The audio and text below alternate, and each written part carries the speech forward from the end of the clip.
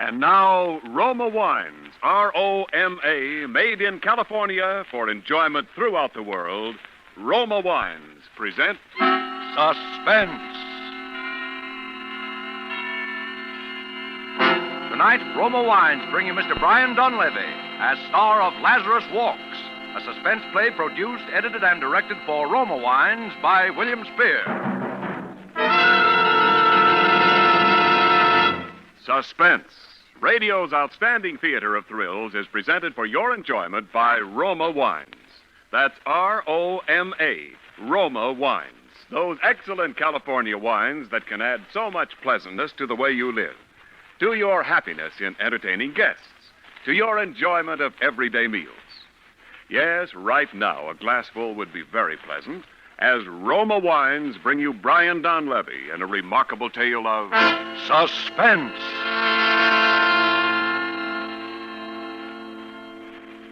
This is the truth. Do you understand? The truth. It must be the truth. It has to be.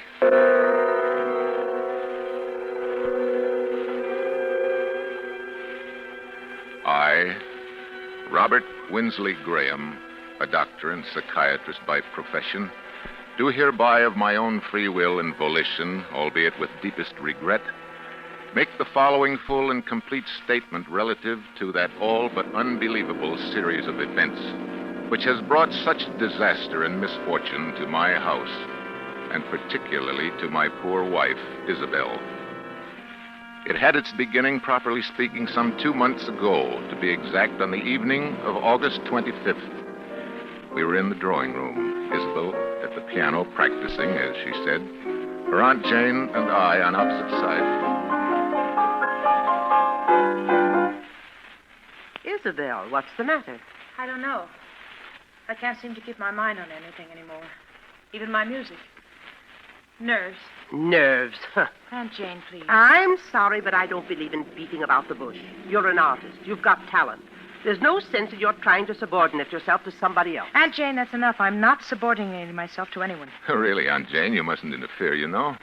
Robert doesn't want me to go back on the stage. Oh, darling, it isn't that I don't want you to go back. I'm proud of you. You know that. It's only because I know that going back to a professional career at your present mental condition could be terribly harmful. Yes, I know, Robert. I know you're right. After all, I am a doctor. It's my business to know these things. I'll get it probably in the hospital. Hello. Yes, this is Dr. Graham. Who? Oh, yes. Yes, why, of course. When would you like to see me? All right, fine.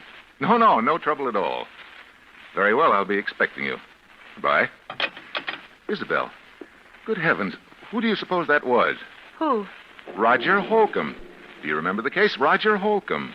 Roger Holcomb? I remember it. Of course you do. The fellow who was brought back from the dead, as the newspapers put it, about a year ago. Oh, yes. You know, he really was dead for 4 full minutes, as far as medical science was concerned. And then Bates brought him around. It was a 9 days wonder at the time. What does he want to see you about? I don't know. Something to do with his experience, obviously. Oh. He was in a terribly agitated state, poor fellow. He'd been walking up and down in front of the house for an hour, trying to get up courage to ring the bell. Finally, he phoned from the corner drugstore. Oh, the poor man. Why in the world would he do that? Anxiety neurosis. They hounded him in the most shocking way when he got out of the hospital. You know, preachers and spiritualists and movie agents and just plain fakers. People trying to find out if he remembered anything of the 4 minutes when he was supposed to be dead. And people just trying to exploit it. Oh, that's notoriety. Some thrive on it, some don't. One man's meat is another man's poison. Yeah. Well, that must be Holcomb now. I'll take him into the office.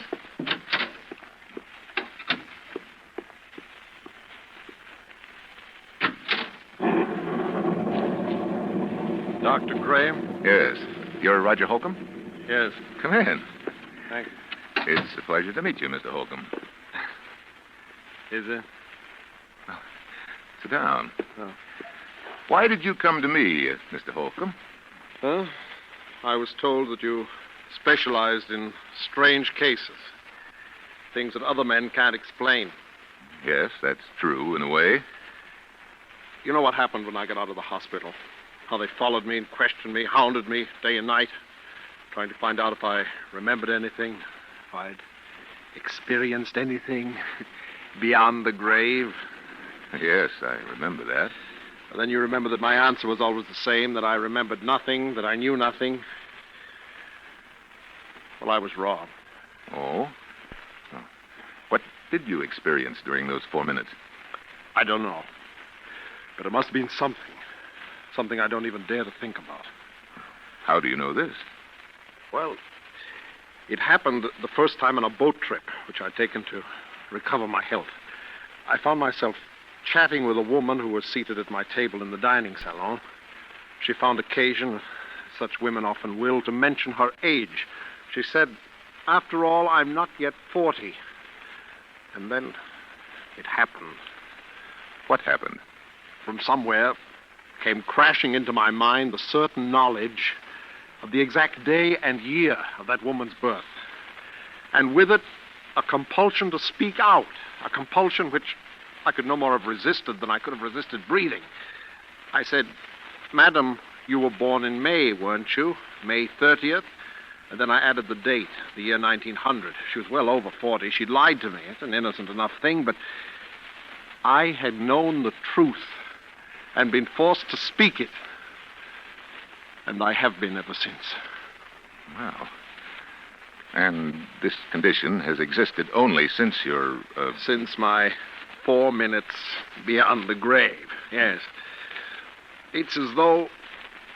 Well, this will sound... It's as though, in that brief time, I had glimpsed eternity, that I'd seen revealed all truth of all the ages. Now, I know that sounds foolish, but... This is most amazing. Well, tell me, you have a family and friends who are understanding. Oh, for heaven's sake, Doctor, don't you understand what this has done to me? Yes, I had a family, friends, a girl I was going to marry. Today I'm an outcast, a pariah. I'm shunned, feared. It's hated. Mr. Holcomb, I believe that this condition is very real to you, causes you very real anguish, and I want to help you. Do you think you can? I am confident that I can. Do you suppose you could arrange to stay with me here at my home for a matter of weeks or months, if necessary? Oh, I'd do anything in the world to be a normal man again. Well, you'll have your own quarters. You'll be quite comfortable, I assure you. Well, I'm sure it's a lovely house, what I've seen of it. And... Yes, I'm rather lucky. I'm interested in research primarily, not much money in that, you know, but a couple of years ago I came into quite a nice inheritance. The house went with it. What is it? What's the matter? The inheritance was not yours, it was your wife's. The house is your wife's. You are penniless. That's true. I don't know why I lied to you. Pride, I suppose. I'm sorry. I told you I couldn't help it. I'll go now. No, please. It was my fault. It's a small matter. But you see now that... I want to help you. Do you believe me now? I believe, Mr. Holcomb, either that you are far more ill than I realized, or that in the months to come, you and I must venture into a realm never before explored by mortal man.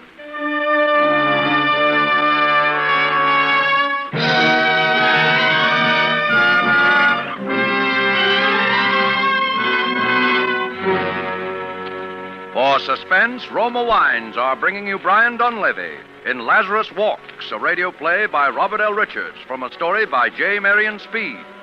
Roma Wines' presentation tonight in radio's outstanding theater of thrills, Suspense.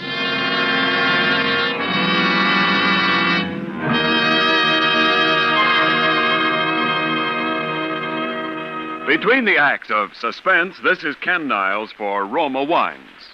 These crisp autumn days, there's real pleasure in coming home to a welcome glass of Roma Grand Estate wine.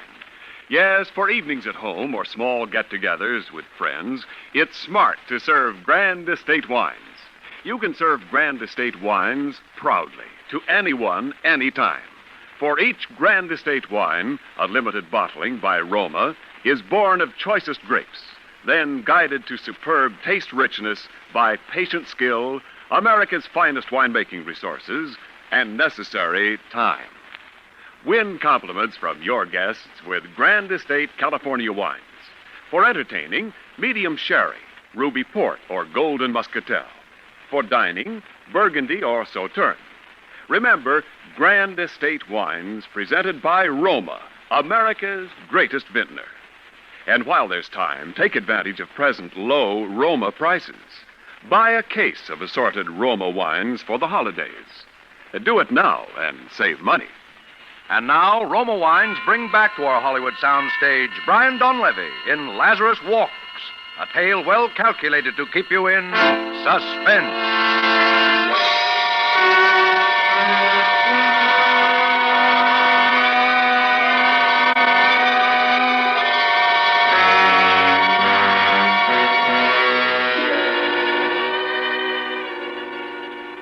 It was utterly fantastic, and yet it was true. I checked the facts again and again. He could not possibly have known, and yet he knew. Can you imagine what this meant to a man of science? If I could fathom the depths of Roger Holcomb's mind, I could make a contribution to the body of scientific knowledge absolutely without parallel in modern times. There remained the problem of Isabel. I was aware of the danger, of course, but I believed I could control the situation. I determined to proceed. Actually, Holcomb's presence made itself felt almost immediately. The first incident came after he had been with us scarcely a week.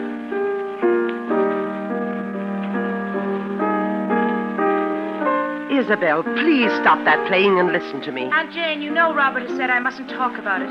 That's bad for me. I don't care what Robert says. I've been sick, that's all. He's made you sick. That's ridiculous. Maybe it's just that he's afraid of losing you. Maybe he's even afraid of losing your money. But I'm absolutely convinced that whether he's meant it or not, he's made you believe there's something the matter with you that isn't. Aunt Jane, I simply forbid you to talk this way. Isabel, do something before it's too late. Do? What? Get away, leave him, divorce him, anything. Aunt Jane, you don't know what you're saying. Oh, I hope we're not interrupting. Of course not, darling. Hello, Roger. Hello, Isabel. Mrs. Parton. Good afternoon.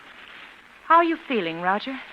Well, better, I think. I think it would be better if we didn't discuss our states of mind, Isabel. Oh, yes. Of course. I'm sorry. Well, would you like me to play something for you? You know, I think I'm beginning to get the feel of it again. Really, I do. You're sure we haven't interrupted some conversation? Of course not. We were just discussing how helpful you've been in getting Isabel back to her work again. Roger. No, you are not. You were telling Isabel to divorce her husband. Why? Isabel. I'm sorry. I'm sorry. Roger. I'm sorry. Roger, come back here. Isabel, is that true? You brought him in here deliberately. Is that true? It doesn't matter. Oh, you've known how I felt for a long time. Yes, I'm afraid I have. Robert, it was all so silly. She didn't mean it. It was just I that she... did mean it. I'm sorry, Isabel, but I've been under this roof too long as it is. Oh, Aunt Jane, you're not leaving us. It's the best, Isabel. Yes, I think it is decidedly best that you go at once.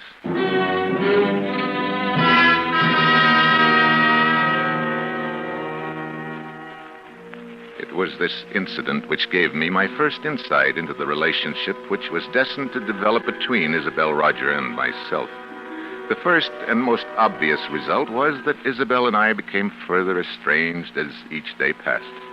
It was difficult to speak of even the most casual things with this strangely terrifying specter of truth always at our elbow. The situation reached its inevitable climax the evening that Leopold Serinsky, the famous conductor of the Los Angeles Symphony, was to call on Elizabeth with a view to a resumption of her professional career under his auspices. I gave a great deal of thought to that evening. It had to be handled with the greatest tact and care. Robert, you will help me, won't you? Of course I will, darling. Robert, does he have to have dinner with us tonight? Roger? Isabel, you know how I stand on Oh, that. yes, I know, but just this once. Even once, Isabel, to keep him in his room like a spoiled child when we have guests might undo everything I've accomplished in weeks. Oh, I know, darling, of course you're right, but... Oh, Roger, come in. Robert, Yes? I was wondering if I mightn't be excused. Just tonight. You're having dinner with us, Roger. Must I? You know you must, Roger, and you know why. Roger, don't you want to meet Mr. Serinsky? He's really a wonderful person.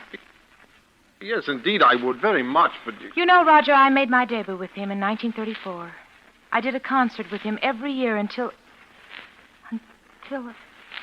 Isabel was very talented. I was. I am. Roger, I'm going to play with him again, you know. He wants me to open the season in November. Can you imagine what it means to me? I'm so glad, Isabel. And Robert has finally given his consent, haven't you, dear? Robert? Robert. I'm sorry. What was it you said, Isabel? I said you'd given your consent to my playing with Serinsky. Isabel, you know I don't want you to think that I'd ever stand in your way. Yes, I know, dear. I'll do the Emperor Concerto, and you'll come to hear me. You do want to, don't you, Roger? Well, Please, Isabel, don't ask me things that I can't... What's the matter? What's the matter with both of you? You act as though you thought I wouldn't be able to appear. As though the whole idea were hopeless or something. Isabel, please. I am going to play. And I'll be better than I ever was. You know I will, don't you? Don't you? Yes, of course, Isabel. You'll play wonderfully. No, Robert, no, that's untrue. You're very certain that Isabel will be prevented from ever playing again by death. Death? Oh, Isabel, forgive me. Death? No, it's not true. Tell me it isn't. Roger, who's going to die? Answer me. Roger, do you hear me? Answer me. Answer me!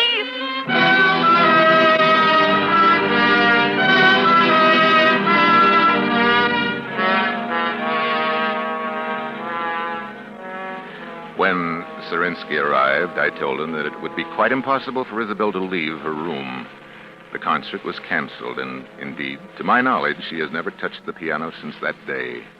By now, to even the most casual observer, it must appear only natural that Isabel had every motive for a desperate, almost paranoid hatred of Roger Holcomb. This much was clear to me, the rest not yet. As a precautionary measure, I prescribed a drug for Isabel, which she at last consented to take. I gave her her own supply, and she administered it to herself as I had directed. But one thing, from any point of view, was certain. I had to keep Roger and Isabel apart. Perhaps what I feared was indeed inevitable. I honestly did not think so at the time.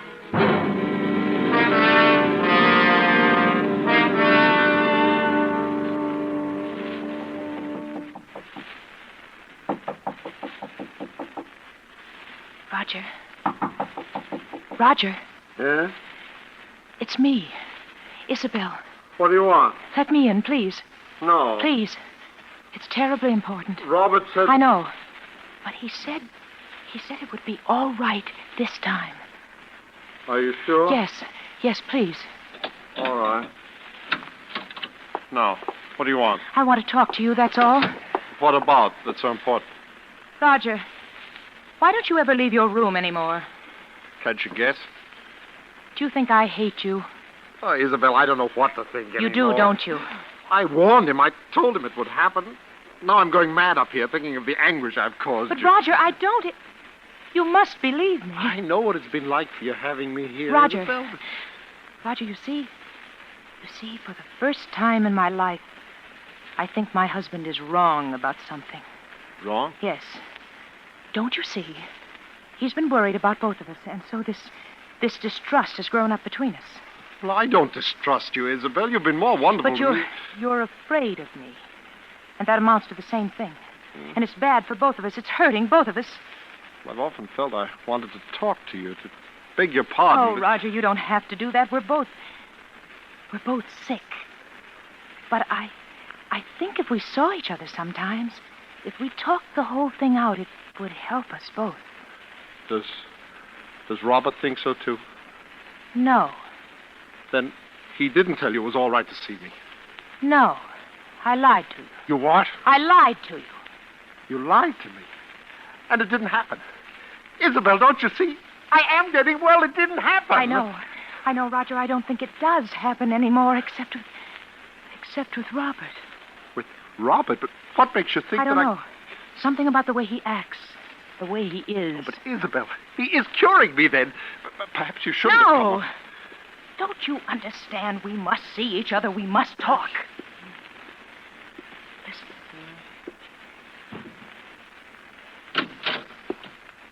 Isabel, Robert, something's happened that I must tell you. please, you're completely Oh, overwrought. but Robert, it I must insist. Isabel, why did you do this? I'm sorry. You'll have to have a sedative right away. Isabel, get the bottle from your room. Oh. Mine? Yes, hurry. All right. Robert, she lied to me. Yes, I know. But, Roger, I must absolutely forbid you to talk now. You must trust me. Well, all right, but later I want to have a long talk. Of course we shall. Here it is. And I brought my hypodermic, too. I'm glad you did. The other one's mislaid somewhere. Will you give it to him, please? I? Yes, this has upset me rather badly. My hands are shaking. Oh, Robert, I'm terribly sorry. No matter now. Give him the hypodermic. In the upper arm. That's right. Yes. Mm. There. Thank you. Leave us now, please, Isabel. Yes. All right. How are you feeling now, Roger? Huh. I'm fine, Robert. I think I'm better than I have been in months. I know you're better. That's why I was so upset. You see? Oh, why, Robert? I can't tell you all my reasons now, but you must trust me and believe in me. Oh, I do. It's only that I'm afraid for your health. Roger. No. You're afraid of murder.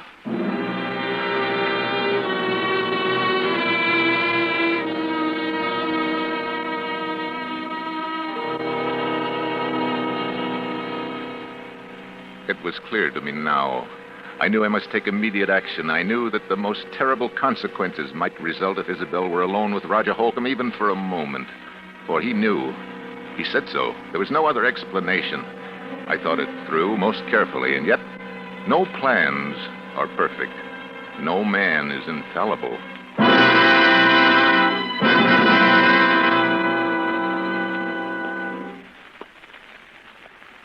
Isabel. Robert, you frightened me. What were you doing? Why, nothing. Don't lie to me, Isabel. I'm not. I was... You were coming from Roger's room.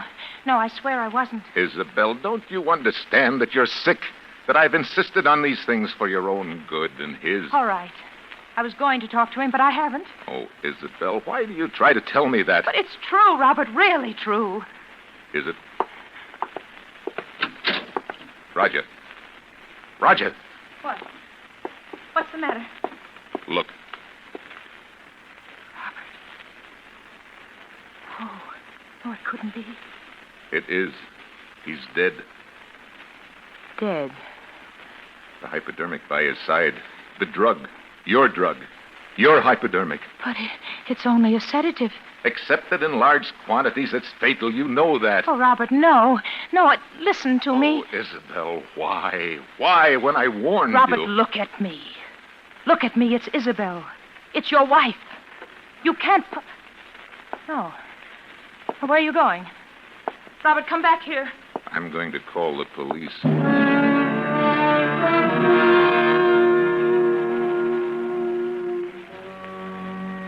Even though it did not come to me as a shock, even from my point of view as a scientist, it was terrible enough.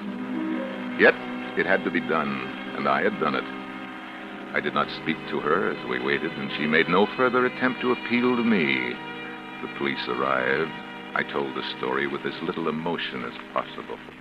Yeah, their fingerprints all right on both the bottle and the hypodermic. Those would be my wife's, of course. They both belong to her. Is that true, Mrs. Graham? Yes. Dr. Graham, do I understand you're formally charging your wife with the murder of Roger Holcomb? You could hardly expect me to do that, could you, Inspector? I am simply telling you the facts. Yeah? Well, you've carefully avoided saying anything definite as to your suspicions, Doctor. But I get the distinct impression she hated him. My wife has been mentally ill for some time. There are many people who can testify to that. She will plead insanity, Inspector, of course. Well, Dr. Graham, I can't tell you how sorry I am, but the things you've told me add up to only one thing, as you yourself obviously recognize. Yes. Your wife, Isabel Graham, murdered Roger Holcomb. What did you say? I said your wife, Isabel Graham, murdered Roger Holcomb. No. I did. What? The truth is, I murdered him.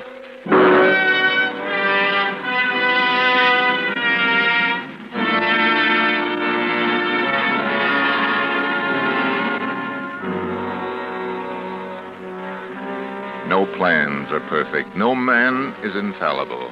Yes, I killed Roger Holcomb. And I had planned to dispose of Isabel for many months. I had never loved her. I had loved only science. And I wanted her money. And Holcomb found it out. That was the risk I ran. That any chance lie in his presence, either by Isabel or myself, would bring out the truth. And it did. I had no alternative once he discovered that. But to kill him.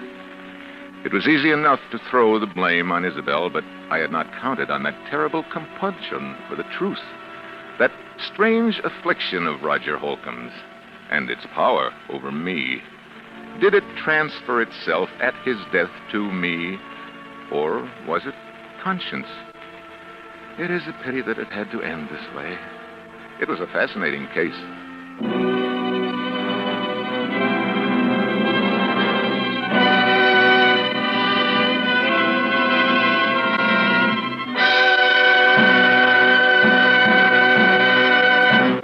Suspense. Presented by Roma Wines, R-O-M-A, made in California for enjoyment throughout the world. And now this is Ken Niles bringing back to our suspense microphone the star of tonight's play, Brian Donlevy. Well, Brian, we can't give you an Oscar for your outstanding performance tonight, but Roma does want you to enjoy this basket of fine Grand Estate wines. Grand Estate wines. Well, that kind of Oscar has taste appeal, Ken. Right you are, Brian. Here in your basket is Grand Estate California Burgundy, and Grand Estate Burgundy at mealtime really makes a difference you can taste. Yes, Grand Estate Burgundy brings out all the taste goodness in juicy roast beef, adds to your enjoyment of a good steak, a brace of sizzling chops, or even simple hamburgers. You're killing me. I'm starved. I never eat before a broadcast. Well, then you'll especially enjoy Grand Estate Burgundy with supper tonight. For Grand Estate Burgundy, like all Grand Estate wines, is a limited bottling of rare distinction, a wine born of the choicest grapes, then with infinite patience guided to mellow perfection by the unmatched skill and resources of Roma Master Vintners. Remember the name, Grand Estate Wine, presented by Roma, America's greatest vintner. I'll remember, Ken. And speaking of great names, I understand that you have Jack Carson all set for suspense next week. A comedy show, I suppose. Oh, now, come, Brian. You know we specialize in the unexpected on suspense. No, Mr. Carson will, I think, astonish a great many listeners who think of him as a gay, mad jokesmith. They'll hear him really give out with the drama when he appears on Suspense next Thursday. He'll play a man who wants his freedom badly enough to kill somebody for it. Well, that I've got to hear. Well, thanks, Ken, and Bill, and Lud.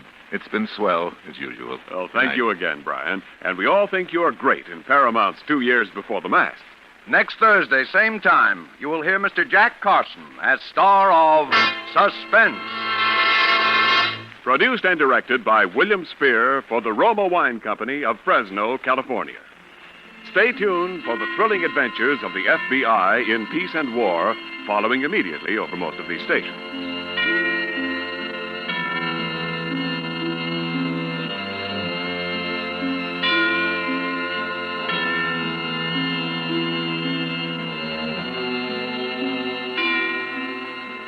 This is CBS, the Columbia Broadcasting System.